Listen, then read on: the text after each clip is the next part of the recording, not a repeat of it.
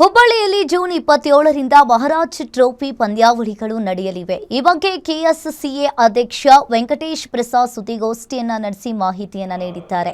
June 27ರಿಂದ ನಡೆಯಲಿರುವ ಟೂರ್ನಿಯಲ್ಲಿ ಒಟ್ಟು 12 ಪಂದ್ಯಗಳು ನಡೆಯಲಿದ್ದು ಒಟ್ಟು 6 ತಂಡಗಳು ಪ್ರಶಸ್ತಿಗಾಗಿ ಸೆಣಸಾಡಲಿವೆ.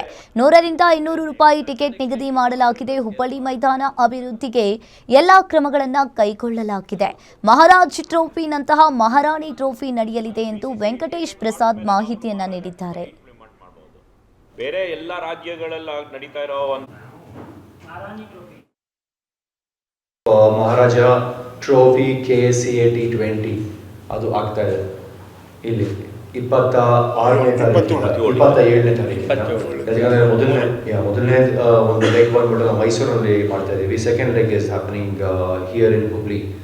ಸೊ ನಾವು ಹುಬ್ಳಿ ಆವಾಗ ನೋಡಿದ್ದೀವಿ ನಾವು ಎಷ್ಟು ಚೆನ್ನಾಗಿ ಆರ್ಗನೈಸ್ ಮಾಡಿದ್ರು ಅಂತ ದಿ ರಾಂಜಿ ಟ್ರೋಫಿ ಫೈನಲ್ನ. And it was praised everywhere. ಎಲ್ಲ ಕಡೆನೂ ಸಿಕ್ಕಾಪಡೆ ಅದನ್ನು ಹೊಗಳಿದ್ದಾರೆ ಫ್ರಮ್ ಆಲ್ ಕ್ವಾರ್ಟರ್ಸ್ ಅಂತ ಹೇಳಿದ್ರೆ ನಾನು ಹೇಳಕ್ಕೆ ಇಷ್ಟಪಡ್ತೀನಿ. BCCI ಪ್ಲೇಯರ್ಸ್, ನಮ್ಮ ಕರ್ನಾಟಕ ಪ್ಲೇಯರ್ಸ್ ಆಗ್ಬೋದು, ಜಮ್ಮು ಆ್ಯಂಡ್ ಕಾಶ್ಮೀರ್ ಪ್ಲೇಯರ್ಸ್ ಆಗ್ಬೋದು, ಪ್ರೆಸಿಡೆಂಟ್ ಆಫ್ BCCI ಕಡೆಯಿಂದ. ಸೊ ಆ ಥರ ಒಂದು ಜಾಗ ಹುಬ್ಳಿ. ಏನೇ ಕೊಟ್ಟರು I think Hubli does the best. So ಅಷ್ಟು ಚೆನ್ನಾಗಿ ನಡೆಸ್ಕೊಡ್ತಾರೆ, ಅಷ್ಟು ಚೆನ್ನಾಗಿ ಕಾರ್ಯಕ್ರಮಗಳನ್ನ ನಡೆಸ್ಕೊಡ್ತಾರೆ, ಅಷ್ಟು ಚೆನ್ನಾಗಿ ಆರ್ಗನೈಸ್ ಮಾಡ್ತಾರೆ. ಸೊ ಹಾಗೆ ಹೇಳ್ತಾನೆ ನಾವು ಇನ್ನೂ ಮಾತಾಡ್ತೀನಿ ಮಹಾರಾಜ ಇದರ ಬಗ್ಗೆ. ಸೊ ಇನ್ನೊಂದು ಒಳ್ಳೆ ಖುಷಿ ಕೊಡುವಂಥ ಒಂದು ವಿಷಯ ಏನು ಅಂತಂದರೆ, ನಿಮ್ಮ ಮಣ್ಣಿನ ಮಗ ಅವಿನಾಶ್ ವೈದ್ಯ ಅವರು ಇವಾಗ Indian team men's team tour to Ireland and UK ಅವರು ಮ್ಯಾನೇಜರ್ ಆಗಿ ಆಯ್ಕೆಯಾಗಿದ್ದಾರೆ BCCI ಕಡೆಯಿಂದ.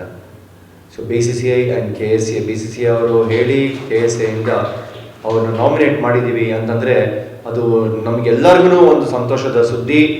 KSCAನಲ್ಲಿ ಹಾಗೆ ಹುಬ್ಳಿ ಕೂಡ ಅಷ್ಟೇ ಸಂತೋಷ ಪಡಬೇಕಾಗುತ್ತೆ. ಹುಬ್ಳಿದಾಗ ಕೂಡ ಅವರು ಇಲ್ಲಿನ ಇಲ್ಲಿಂದನೇ ಬಂದಿರೋಂಥ ವ್ಯಕ್ತಿ ಅವರು. So he deserves it.